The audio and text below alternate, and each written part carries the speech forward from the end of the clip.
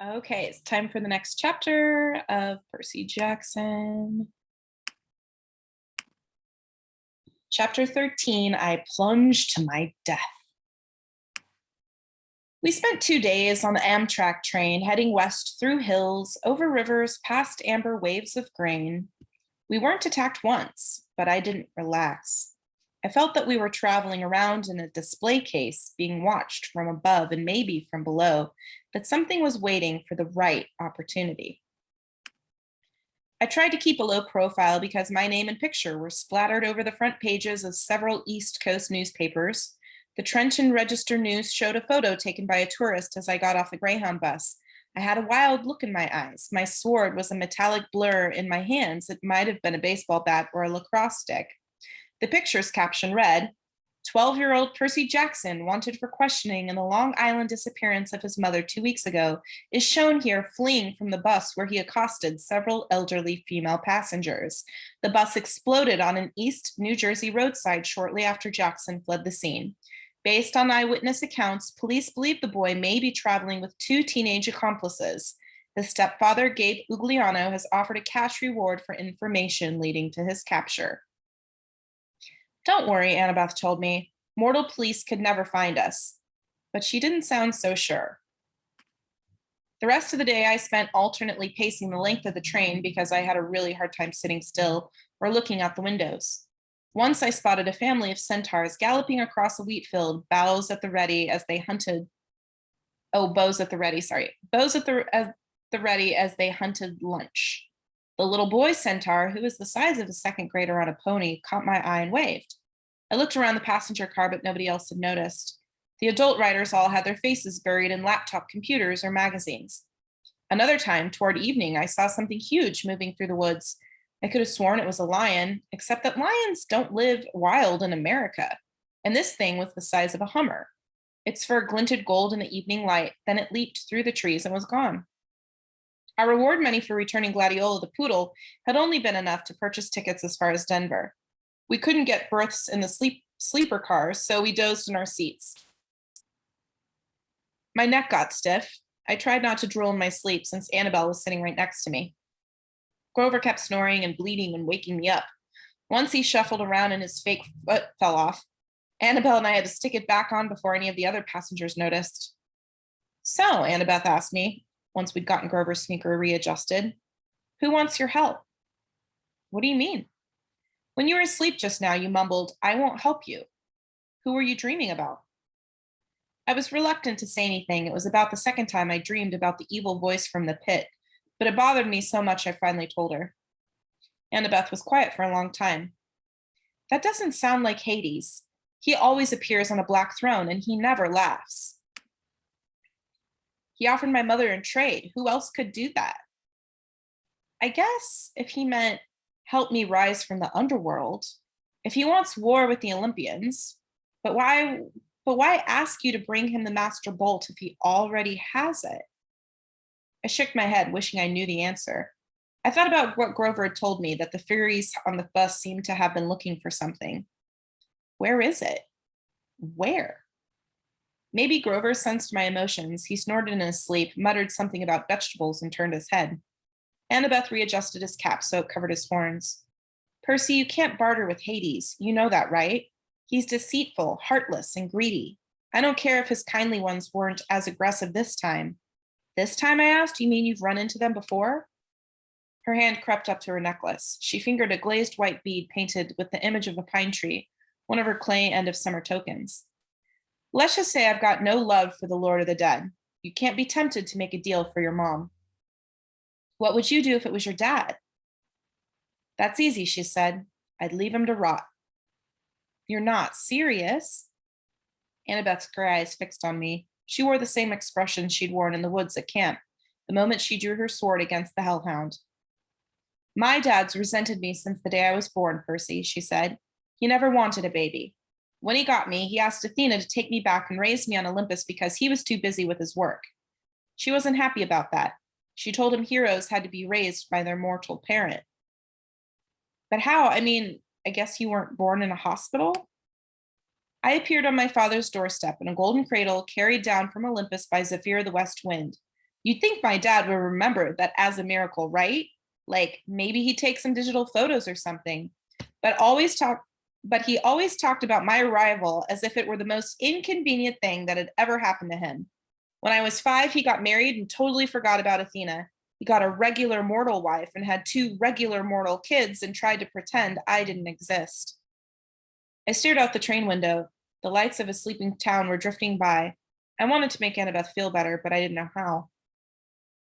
My mom married a really awful guy, I told her. Grover said she did it to protect me, to hide me in the scent of a human family. Maybe that's what your dad was thinking. Annabeth kept worrying at her necklace. She was pinching the gold college ring that hung with the beads. It occurred to me that the ring must be her father's. I wondered why she wore it if she hated him so much. He doesn't care about me, she said. His wife, my stepmom, treated me like a freak. She wouldn't let me play with her children. My dad went along with her. Whenever something dangerous happened, something with monsters, they would both look at me resentfully like, how dare you put our family at risk? Finally, I took the hint. I wasn't wanted. I ran away. How old were you? Same age as when I started camp. 7.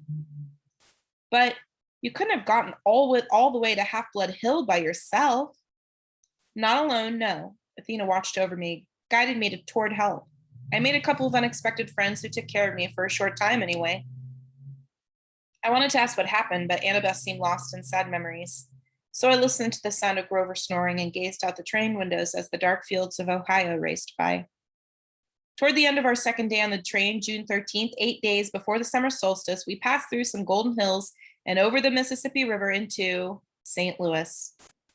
Annabeth craned her neck to see the Gateway Arch, which looked to me like a huge shopping bag handle stuck on the city. I want to do that, she sighed. What? I asked. Build something like that. You ever seen the Parthenon, Percy? Only in pictures. Someday I'm going to see it in person. I'm going to build the greatest monument to the gods ever, something that'll last 1,000 years. I laughed. You, an architect? I don't know why, but I found it funny. Just the idea of Annabeth trying to sit quietly and draw all day. Her cheeks flushed. Yes, an architect. Athena expects her children to create things, not just tear them down, like a certain god of earthquakes I could mention. I watched the churning brown water of the Mississippi below. Sorry, Annabeth said. That was mean. Can we work together a little? I pleaded. I mean, didn't Athena and Poseidon ever cooperate? Annabeth had to think about it. I guess the chariot, she said tentatively. My mom invented it, but Poseidon created horses out of the crests of waves, so they had to work together to make it complete. Then we can cooperate too, right? We rode into the city, Annabeth watching as the arch disappeared behind a hotel. I suppose, she said at last. We pulled into the Amtrak station downtown. The intercom told us we'd have a 3-hour layover before departing for Denver. Grover stretched before he was even fully awake. He said, food. Come on, goat boy, Annabeth said. Sightseeing. Sightseeing? The Gateway Arch, she said. This may be my only chance to ride to the top. Are you coming or not? Grover and I exchanged looks. I wanted to say no, but I figured that if Annabeth was going, we couldn't very well let her go alone. Grover shrugged. As long as there's a snack bar without monsters. The arch was about a mile from the train station. Late in the day, the lines to get in weren't that long. We threaded our way through the underground museum, looking at covered wagons and other junk from the 1800s. It wasn't all that thrilling, but Annabeth kept telling us interesting facts about how the arch was built, and Grover kept passing me jelly beans, so I was okay. I kept looking around, though, at the other people in line. You smell anything? I murmured to Grover. He took his nose out of the jelly bean bag long enough to sniff. Underground, he said distastefully. Underground air always smells like monsters. Probably doesn't mean anything. But something felt wrong to me. I had a feeling we shouldn't be here. Guys, I said, you know the gods' symbols of power? Annabeth had been in the middle of reading about the construction equipment used to build the arch, but she looked at me. But she looked over. Yeah? Well, Haiti, Grover cleared his throat. We're in a public place. You mean our friend downstairs? Right, I said. Our friend way downstairs. Doesn't he have a hat like Annabeth's? You mean the helm of darkness? Annabeth said. Yeah, that's a symbol of power. I saw it next to his seat during the winter solstice council meeting. He was there? I asked. She nodded. It's the only time he's allowed to visit Olympus, the darkest day of the year. But his helm is a lot more powerful than my invisibility hat, if what I've heard is true. It allows him to become darkness, Grover confirmed. He can melt into shadow or pass through walls. He can't be touched or seen or heard. And he can radiate fear so intense it can drive you insane or stop your heart. Why do you think all rational creatures fear the dark? But then, how do we know he's not here right now watching us? I asked. Annabeth and Grover exchanged looks. We don't, Grover said. Thanks, that makes me feel a lot better, I said. Got any blue jelly beans left? I'd almost mastered my jumpy nerves when I saw the tiny little elevator car we were going to ride to the top of the arch, and I knew I was in trouble. I hate confined places. They make me nuts. We got shoehorned into the car with this big fat lady and her dog, a chihuahua with a rhinestone collar. I figured maybe the dog was a seeing eye chihuahua because none of the guards said a word about it. We started going up inside the arch. I'd never been in an elevator that went in a curve, and my stomach wasn't too happy about it. No parents? The fat lady asked us. She had beady eyes, pointy coffee-stained teeth, a floppy denim hat, and a denim dress that bulged so much she looked like a blue jean blimp. They're below, Annabeth told her, scared of heights. Oh, the poor darlings. The chihuahua growled. The woman said, Now, Sonny, behave. The dog had beady eyes like its owner, intelligent and vicious. I said, Sonny, is that his name? No, the lady told me. She smiled as if that cleared everything up. At the top of the arch, the observation deck reminded me of a tin can with carpeting. Rows of tiny windows looked out over the city on one side and the river on the other. The view was okay, but if there's anything I like less than a confined space, it's a confined space 600 feet in the air. I was ready to go pretty quick. Annabeth kept talking about structural supports and how she would have made the windows bigger and designed a see-through floor. She probably could have stayed up there for hours, but luckily for me, the park ranger announced that the observation deck would be closing in a few minutes. I steered Grover and Annabeth toward the exit, loaded them into the elevator, and I was about to get in myself when I realized there were already 2 other tourists inside. No room for me. The park ranger said, Next car, sir. We'll get out, Annabeth said. We'll wait with you. But that was going to mess everybody up and take even more time, so I said, Nah, it's okay. I'll just see you guys at the bottom. Grover and Annabeth both looked nervous, but they let the elevator doors slide shut. Their cars disappeared down the ramp. Now the only people left on the observation deck were me, the little boy with his parents, the park ranger, and the fat lady with her chihuahua. I smiled uneasily at the fat lady. She smiled back, her forked tongue flickering between her teeth. Wait a minute. Forked tongue? Before I could decide if I'd really seen that, her chihuahua jumped down and started yapping at me. Now, Sonny, the lady said, does this look like a good time? We have all these nice people here. Doggy, said the little boy. Look, a doggy. His parents pulled him back. The chihuahua bared his teeth at me, foam dripping from his black lips. Well, son, the fat lady sighed, if you insist. I started forming in my stomach. Did you just call the chihuahua your son?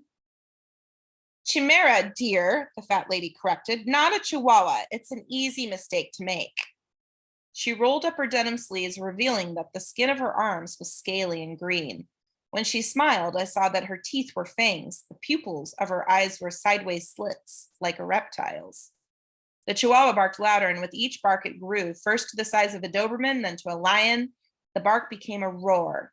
The little boy screamed. His parents pulled him back toward the exit, straight into the park ranger, who stood paralyzed, gaping at the monster. The chimera was now so tall, its back rubbed against the roof. It had the head of a lion with a blood-caked mane, the body and hooves of a giant goat, and a serpent for a tail, a 10-foot-long diamondback growing right out of its shaggy behind. The rhinestone dog collar still hung around its neck, and the plate-sized dog tag was now easy to read. Chimera, rabid, fire-breathing, poisonous. If found, please call Tartarus. Extension 954. I realized I hadn't even uncapped my sword. My hands were numb. I was 10 feet away from the chimera's bloody maw, and I knew that as soon as I moved, the creature would lunge.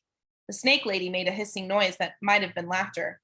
Be honored, Percy Jackson. Lord Zeus rarely allows me to test a hero with one of my brood, for I am the mother of monsters, the terrible Echidna. I stared at her. All I could think to say was, "Isn't that a kind of anteater?" She howled, her reptilian face turning brown with green and green with rage. "I hate it when people say that! I hate Australia! Naming that ridiculous animal after me!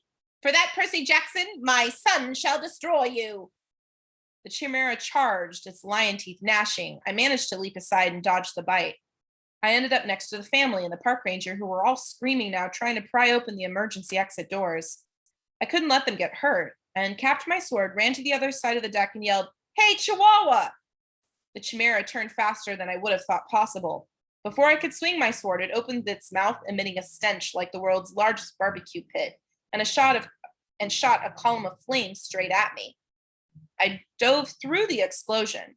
The carpet burst into flames. The heat was so intense it nearly seared off my eyebrows.